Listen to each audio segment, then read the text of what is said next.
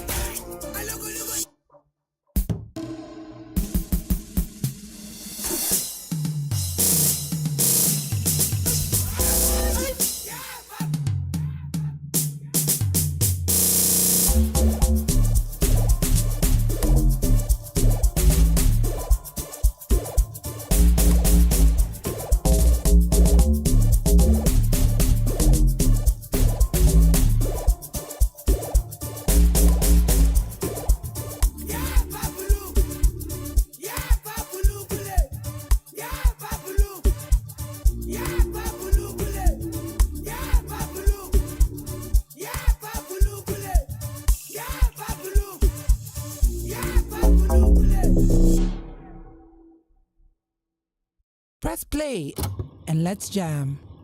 Absolutely. This is Icon Radio, your number one entertainment plug. And you know, every Wednesday, what we do, Sustainability Connects.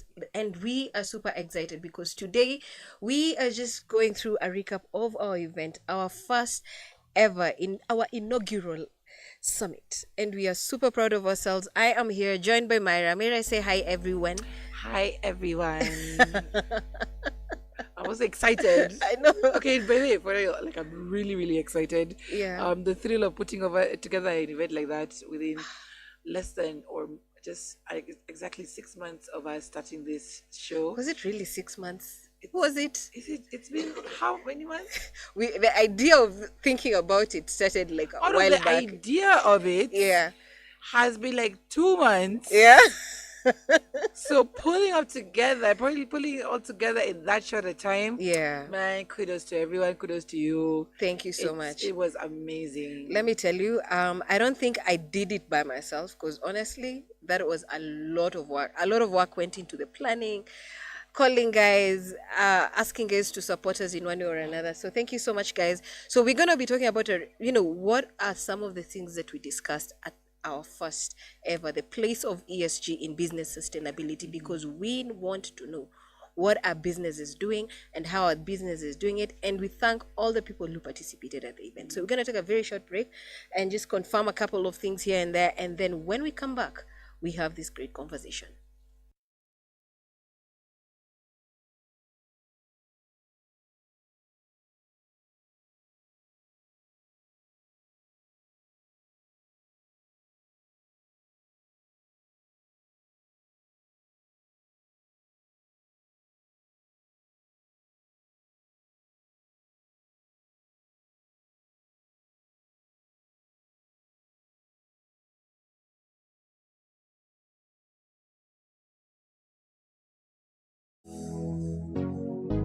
Yeah.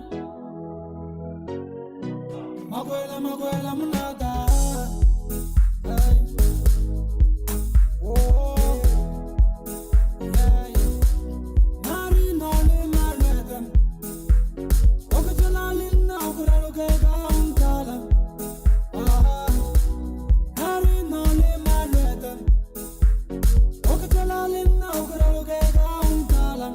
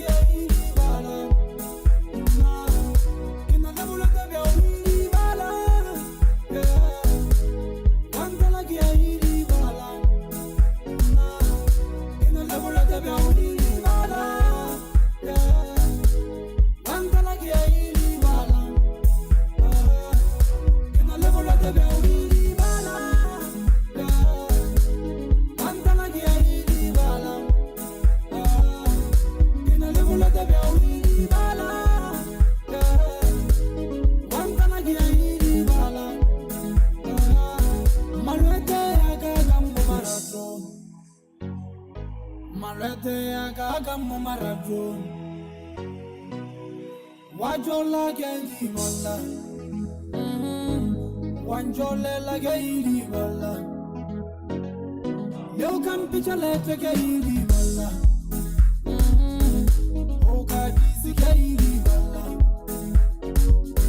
Malete aga gamu maradro,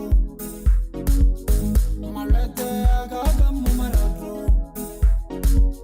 Wasubuya haye geiri wala. Watching my phone, geiri wala. Phone ya tora kamu tabo geiri wala. Wanjole la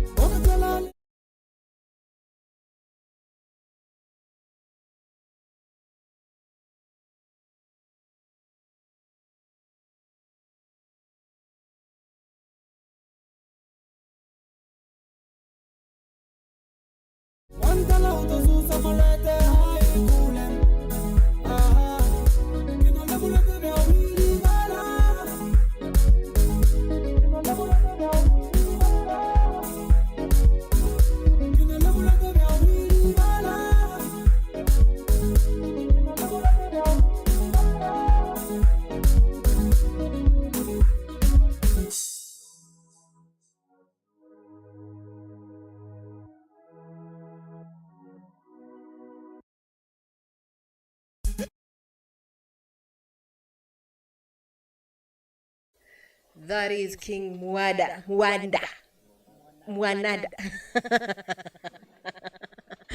Playing right here on Icon Radio, your number one entertainment plug. And I'm your host, Wanjira Maganjo, and I am joined here by Myra Maloba. Yes. Finally sitting on a Sustainability Connect chairs. Oh my God, you've never sat on this seat. Nope. But you're always here. I know. So I'm honored to be here. Yeah, I've been on I've your also never stages. been on breakfast, so I mean, it could also be, the universe saying that you need to do more of this. Yeah? Again, you may attend. Like Yeah. maybe I've been on your stages.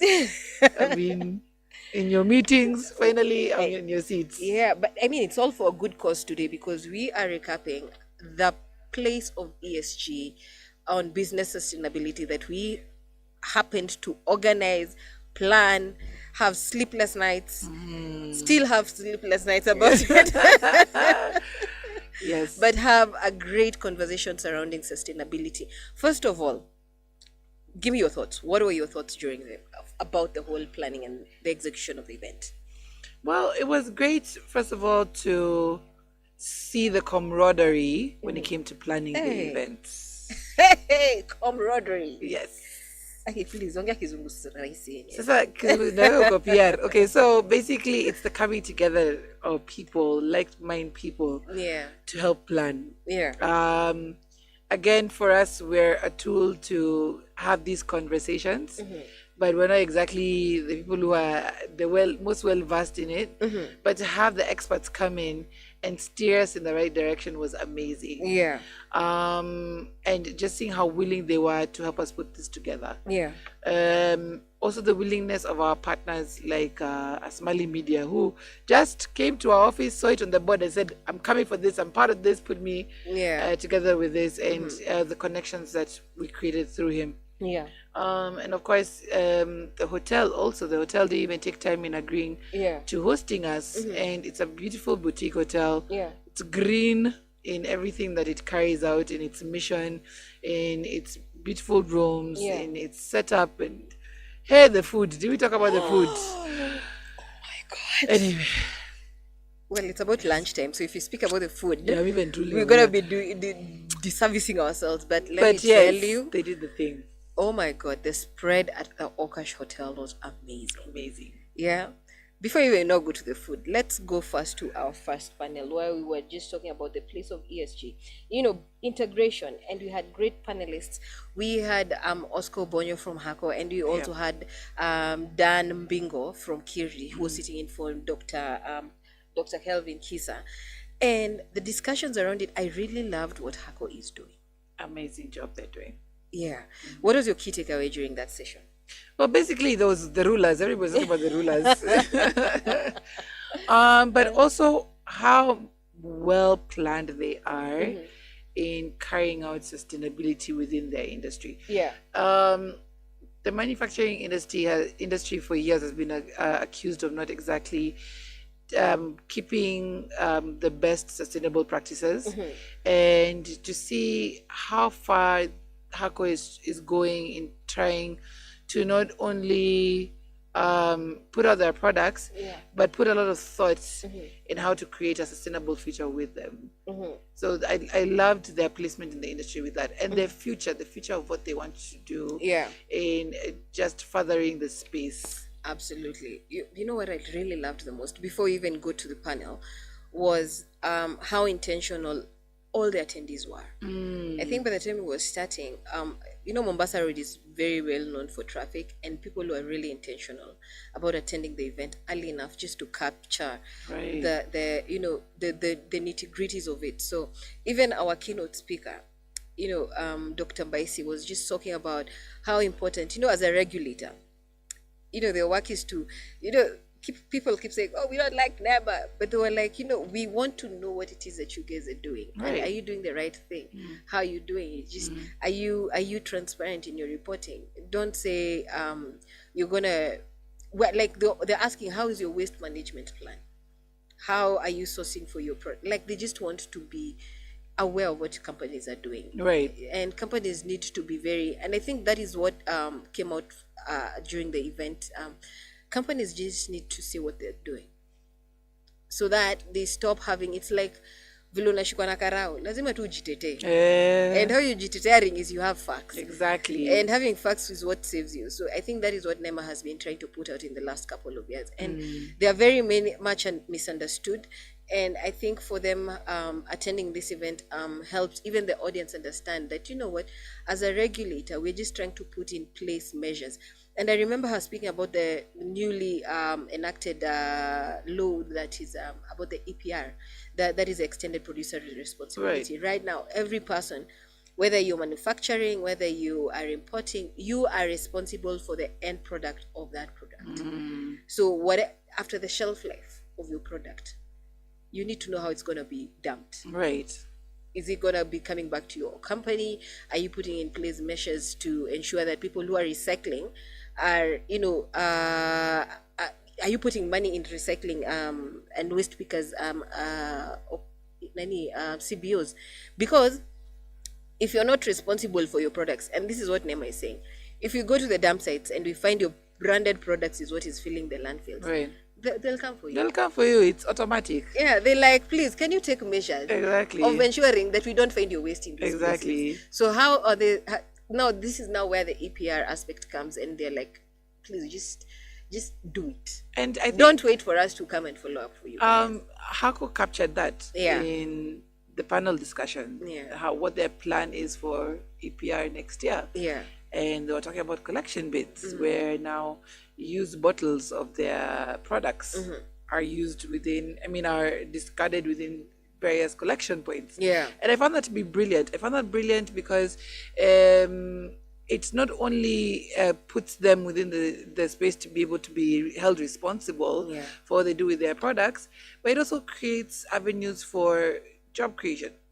So much more. So I love the fact, and we're not trying to endorse them because they haven't paid us yet, but it's just the mission that they're on that is quite impressive. Absolutely. And Oscar, who was there, did an amazing job of communicating just that. Absolutely. And I also loved how Kirdi does a lot of support for innovators, and they incubate them, they train them, they help them all the way to IP registration. And they were like, even in these sessions, they take ample time to train you on the aspects of being sustainable, where you're not just thinking about a product that you're producing, but what kind of materials are you using to produce that product? How are you thinking about waste recycling? Like we are now shifting, like companies are now shifting to zero waste policy. Like, are you able to recycle? And that's why they kept saying the 3 R's: reduce, reuse, recycle. Like, are you able to look at your product and say, by the time this product, if let's say the content in the product end, what can I use with this packaging part of it? So I think Kirdi also has played a huge role in ensuring that we are moving towards a sustainable future by embracing training, capacity building, just allowing people to just be creative. 100%. And I loved that. So that was just the first session. And we had a lot of, there's something that we also missed mentioning, that we had some very nice gift bags. Yes. Yes. If you could smell me through the camera, I'm smelling of Amara right now. I know. I didn't get to embrace the products until that time. Yeah, I know. And I also feel like sometimes you also need to look at what are Kenyan companies doing to, embrace sustainability in how they're producing. Because from the source, who are these people who are producing, who are these people who bring in the materials? Like, let's say, if you're producing cooking oil, where are you sourcing your material from? Right. Who are the people involved? Because Right. that is the whole aspect of ESG. When you're talking about the environmental aspect of it, you're looking at what aspects of the environment have you tapped on? How are you affecting or affecting the aspects of the environment? Then when you're talking about the social governance, social aspect, well, who are most impacted Right. when you're doing your products? Who are providing for you the materials? And then when you talk about governance, who is helping you produce this material? How's your structure? Have you embraced inclusivity? Have you embraced the whole aspect of equal pay? These are some very simple things companies just need to look at, because when you're talking about ESG, it's no longer a buzzword. It's actually not a buzzword. It's a way of life for a company. It's a structure for a company to ensure that they're sustainable, because we want you guys to have businesses in the next 100 years. Exactly. So the only way you're in business sustainable in your business is if you embrace some of these things that ensure that everyone in their cycle is taken care of. And I think that is the conversation that you're looking at, saying, businesses, don't overthink it. Yeah. Don't think about COP29. Don't think about climate funding yet. What are you doing Exactly. in your company that is ensuring that you are before you even go to investors, like, what are you doing? Exactly. Yeah. So when you take a short break, we're going to take a short break, and when we come back, we're going to be discussing the second panel, because it was really amazing as well. We had great panelists, and we had a great set of moderators who were very knowledgeable in that space. So we're going to take a short break, and when we come back, let's discuss more of this. This is Sustainability Connect on Icon Radio, and I'm your host, Wanjira Maganjo.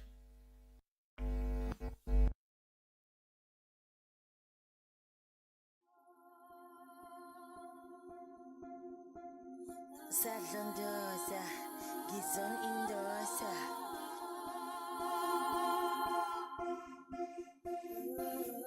Osa, Adalawan, Osa, Abuyaman, Osa, Adalawan, Osa, Abuyam, Osa, Adalawan, Osa, Abuyaman, Osa, Adalawan,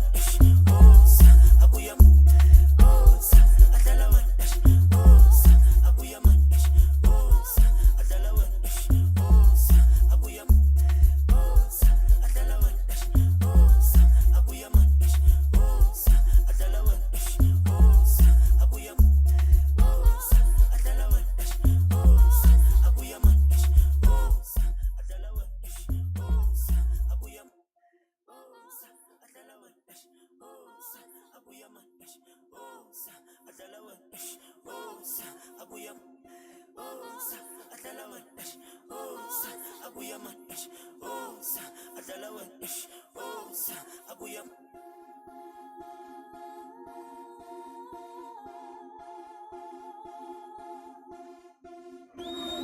Sadlondoza, Gizon Indosa, Sazomosha, Wazos Botos, and Talamity Wuri, Talamity Wuri, Talamity Wuri, Talamity Wuri, wow, Sadlondoza, Gizon Indosa, Sazomosha, Wazos Botos, and Talamity Wuri, Talamity Wuri.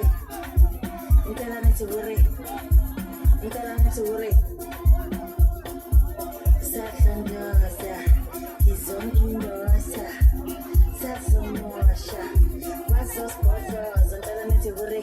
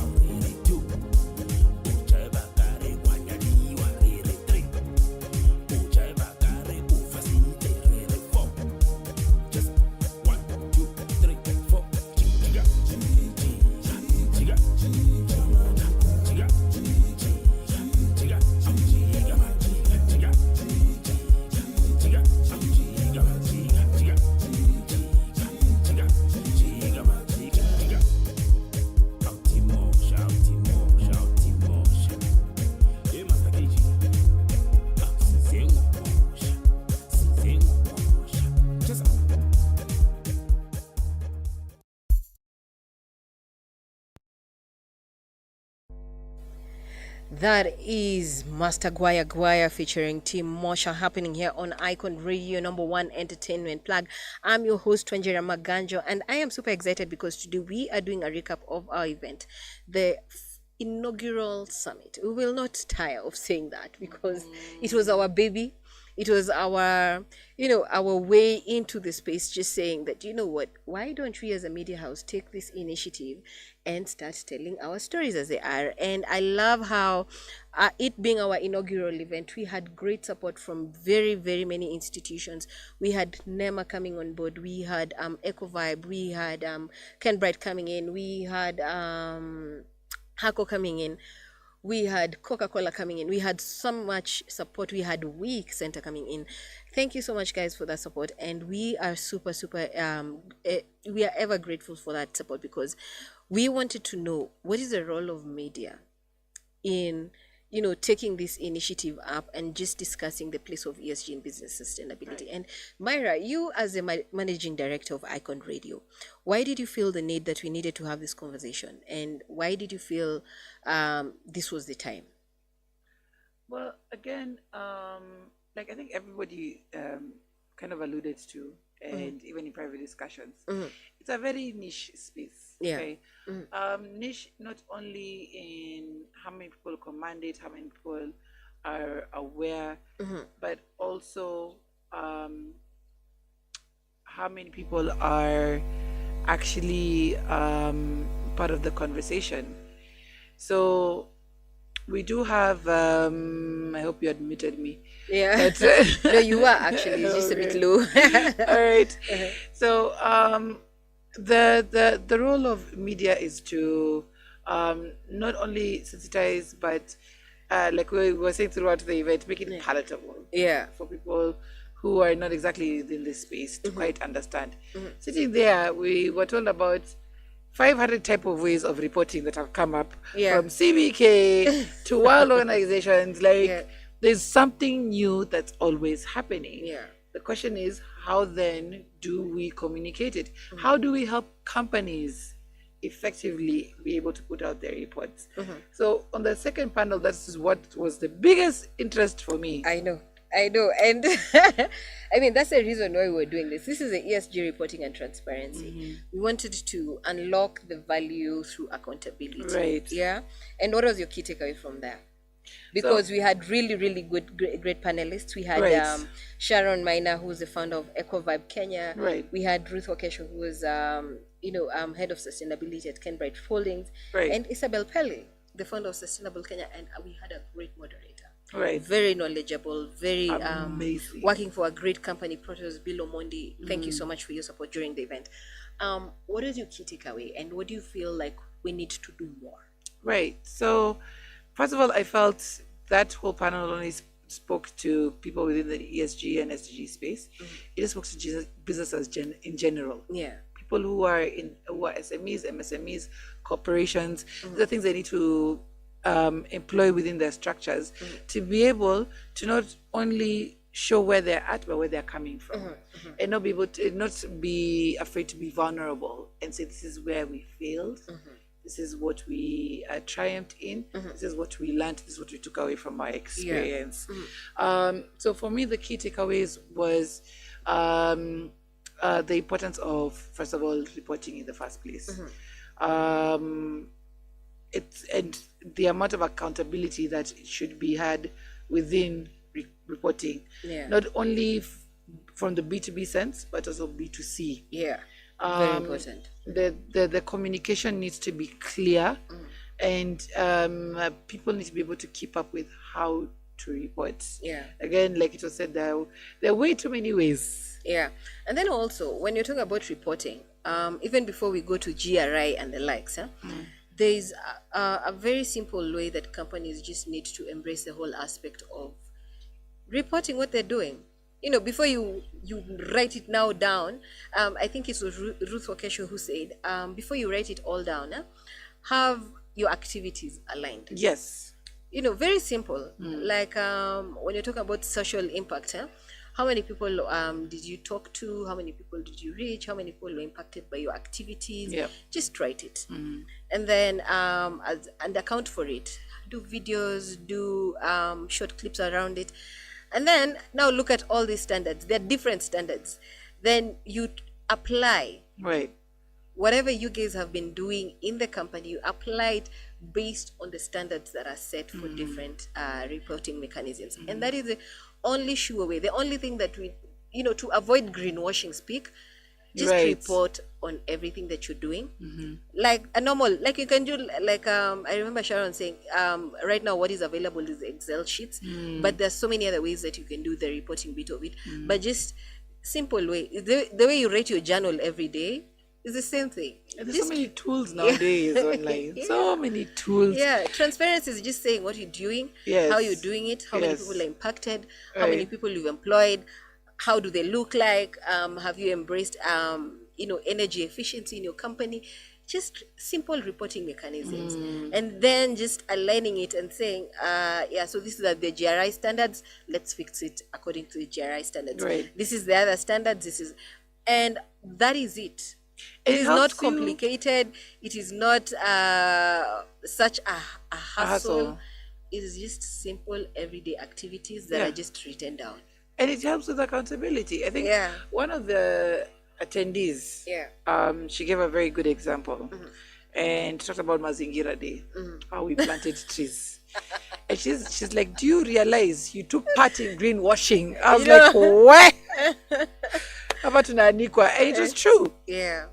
How many people have documented where they planted their trees? How many will go and check and see the progress of their trees? Yeah. Like what you did with the Kiddie Cultural Festival. Yes. What I loved what with Kenya Forestry did, they came and marked Yeah. all the places that the trees were planted. Therefore, Yeah. there was going to be accountability into the activity that happened. Just that's not something we did, celebrated for a Yeah. day and moved on. Yeah. So there's even the simplest of things, Yeah. are things we overlook, but they do need accountability. Yeah, there's something that we may have missed a mark, and that's why the tree planting felt like greenwashing, because you go plant trees in a forest, and then you are like, you know what, it's all nature. Yeah.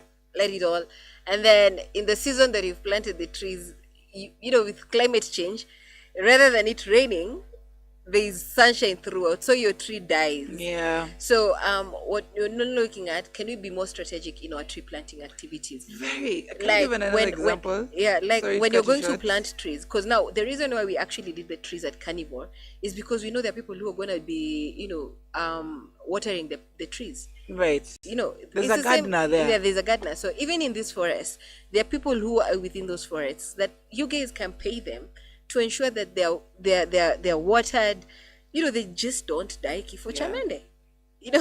So, and this is now where we're talking about earning carbon credits, because the moment your company pays these people to ensure that these trees are growing, then that means that you're putting money back into the society, and then you can earn, like, the trees are growing. So all this whole aspect of you being a partaker of a good initiatives, then it pays off, because now you can actually say we planted 200 trees, and a whole year later we can still go back and take photos and say these are the trees that we planted, because we now know where they are, and we have a GPS locator, Yeah. thanks to Kenya Forest Service, Yeah. and we can know where trees are planted. Right. And this is an app that we can actually just get for ourselves on the phones, so that even as you continue planting, you already know what it is you're doing. Tuache hii maneno ya kupanda miti bila mipango.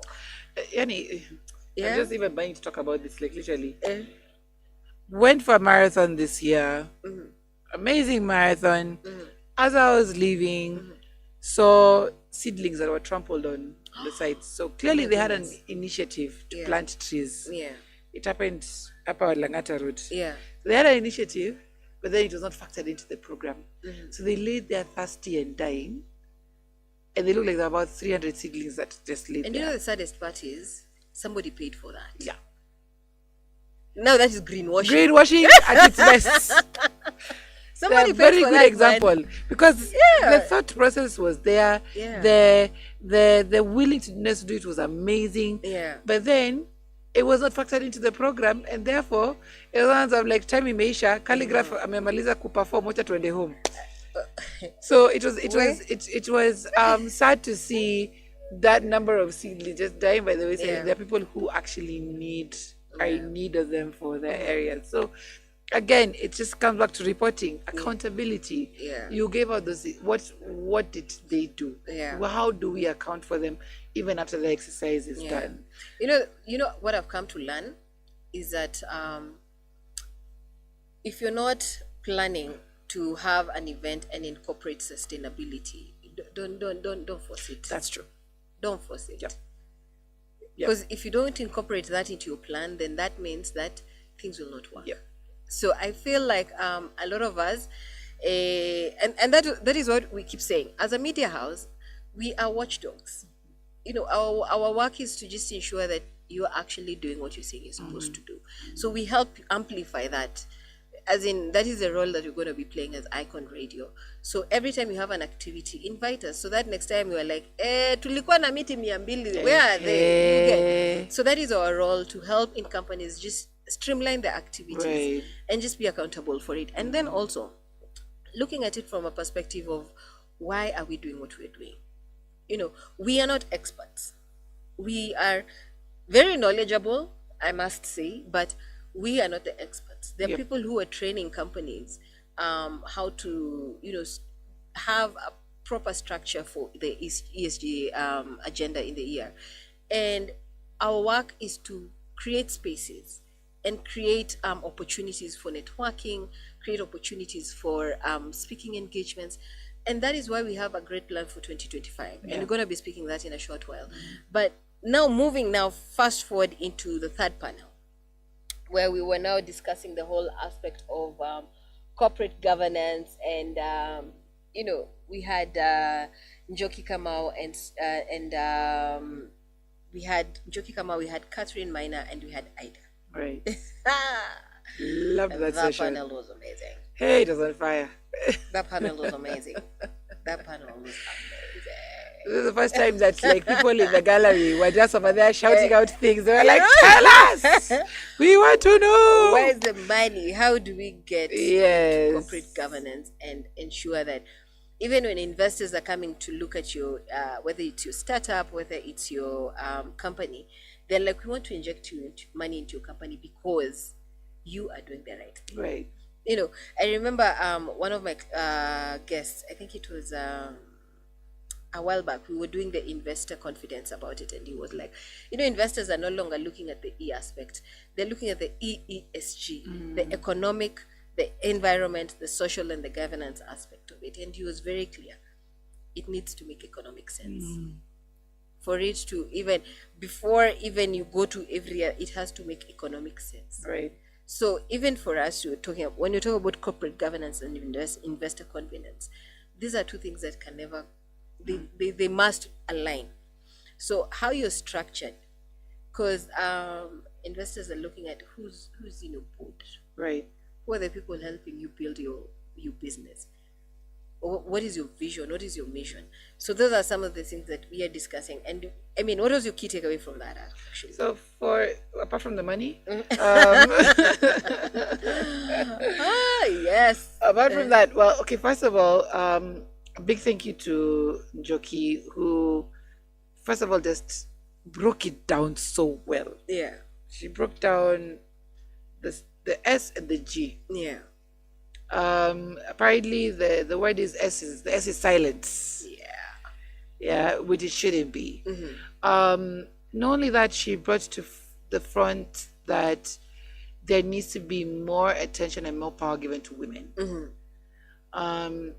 As much as, yes, it's been discussed, what is the actionable plan around it? So she did a fantastic job of laying out what each person's role in governance plays, what it plays.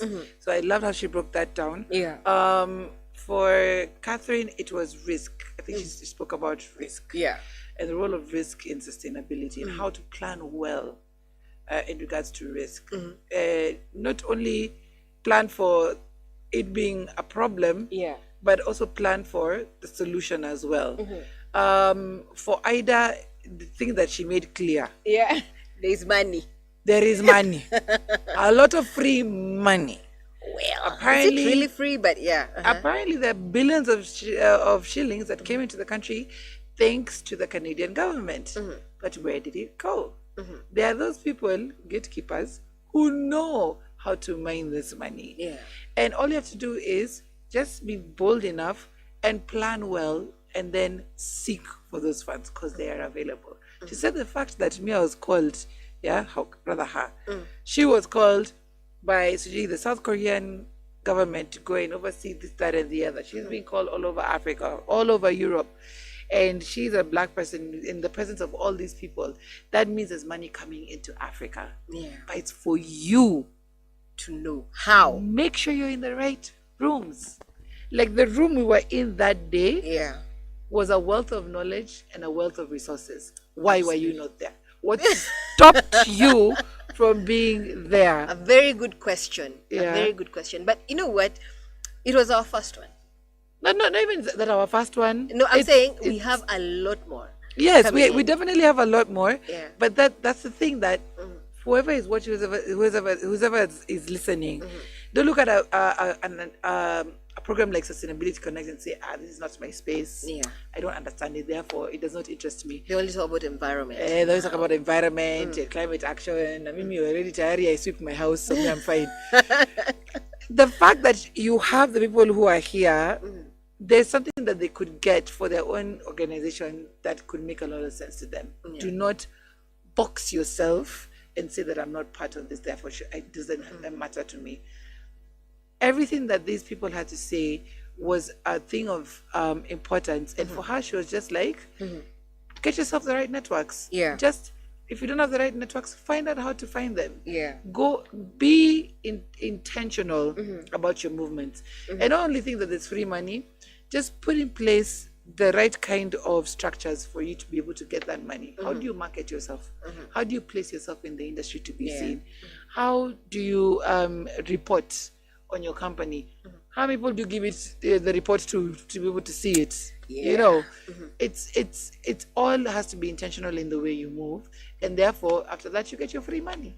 Well, let me tell you, the amount of wealth that we had, you know, like everybody who was in that space really understood the assignment, why they were there. They were very intentional about scaling up their businesses, scaling up their institutions, and they just wanted to understand what is this ESG. Right. And this is just the beginning for us, because we have now understood that, you know, embracing ESG offers not only the opportunity to thrive in competitive markets, but also to address pressing societal and environmental challenges. So thank you so much, Myra, for a wonderful, wonderful recap session you. today. And, you know, we are now getting into the holidays. You know, it's a bit slow, but we are looking at it from a perspective of our 2025 calendar. And we have a lot planned. A lot. Maybe you can give us a brief overview of how our 2025 looks like. Well, we started off with the Eco Tour. Really looking forward to taking universities by storm with that one. Yeah. Looking forward to who we carry along with it as well. At the last one at JQuat, Seal Africa made a pledge. At KU, sorry. I still confused it too, but anyway. Yeah. So the KU is where we had the kickoff of the tour. At Seal Africa, I love that there was an actionable plan, a call to action after that. Yeah. And they made a pledge to work with and to walk with a lot of the young people, incubate them Yeah. within their space. And I look forward to seeing a lot more actionable plans from a lot of these companies and for those who attend the events. Yeah. We're also looking forward to a lot of workshops and trainings. Yeah. I'm really looking forward to that. Me too. And seeing how best again because with the intention of the show was also there was a call to action for job creation. How do we effectively work with people to make that happen? And with that, with the trainings and the workshops, there's a sustainable way to not only put people in the right spaces, but also account for it at the same time as they learn and as they create new skills. So looking forward to that. Looking forward to more events, capturing them Yes. and planning them as well. Absolutely. Yeah. I think we also we have the kids mall tours and stuff. Right. It's good even you reminded me of that. So Kitty Karaoke, which I'm a founder of, is we started a mall tour in 2019, then COVID happened.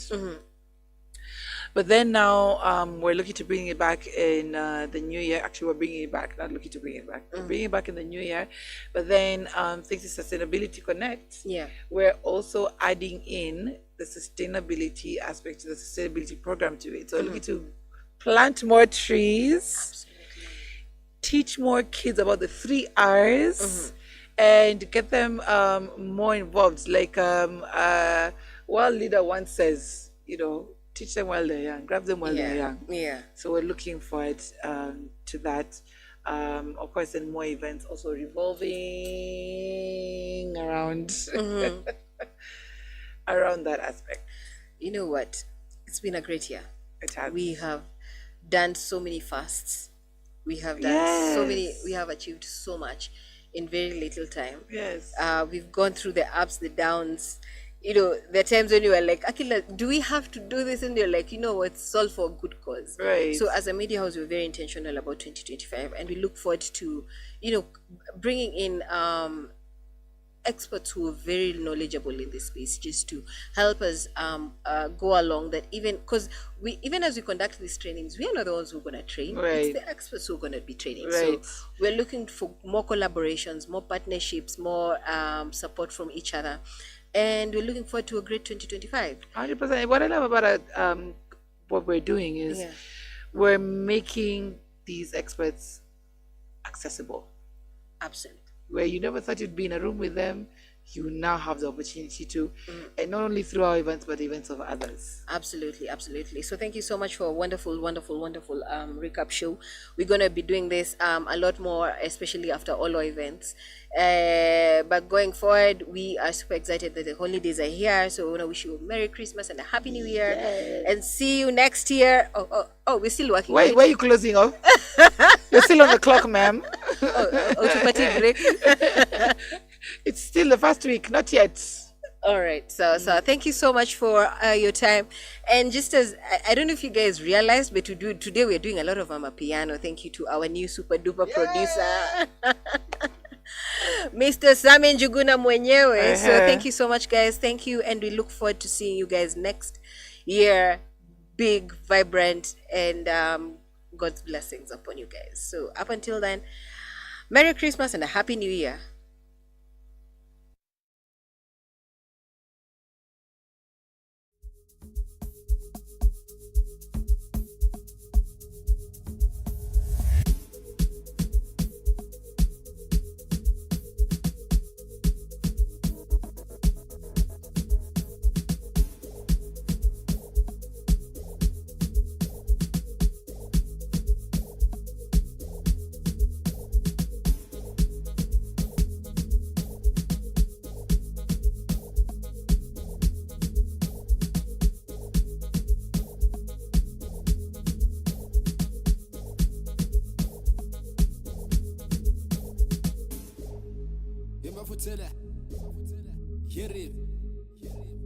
Yes, it's panache.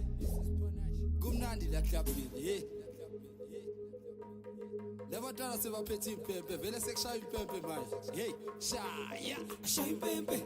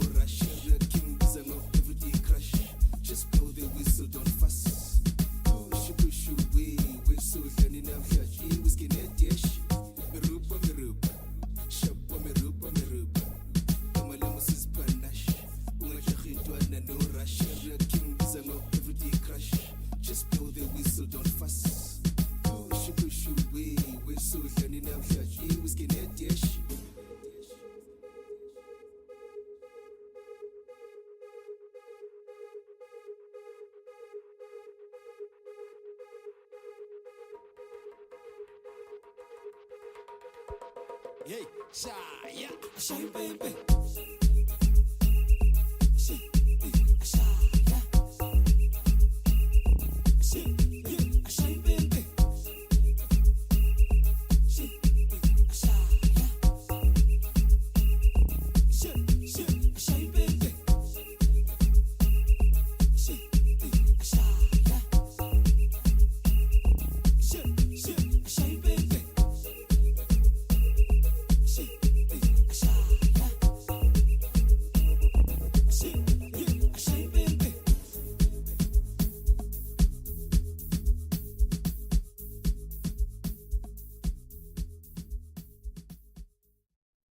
What do you think about Shampebe? No strong feelings about Aaron? that information is disclosed. Okay. I don't think it's a person though. I don't think it's a person. I think it's a way of life.